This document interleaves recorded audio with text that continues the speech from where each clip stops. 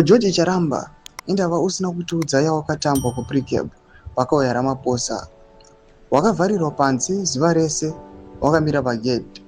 Saka uchiri spokesperson here iwe, kana kuti Temba Muliswa, kana kuti wamuromo waED wakabvaruka, kana kuti uri kungoshayawo nyadzi chete kuti usiyane nazvo nekuti unobva wapera. Sadapena mashoko buda toka panguva ino Nakirina Mjati achiataka aiwa George Charamba panguva ino chinokuwa kunzi Charamba haana kukwanisa kupinda mudhati aende kumeeting yakaitwa Precabe. Don't subscribe or like out on the bell icon.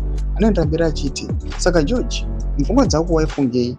Wakutyaira kudzokera Harare uchibva Precabe kwawakabva musoro wakamira sewemakuri nekutya kupondwa.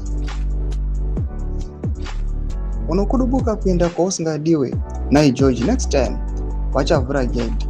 First led Jojo Tank Wikino Chivayo achakuisira muchetura wainotsvakei kwausingadiwe.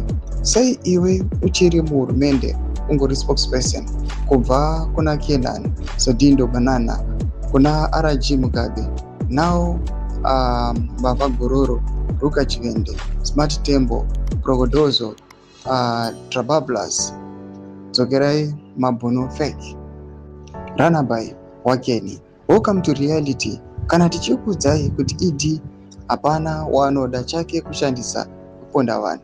Famba ine povu, famba ine gwara rimusangano, not kufamba negwara raimaswa nezvigananda.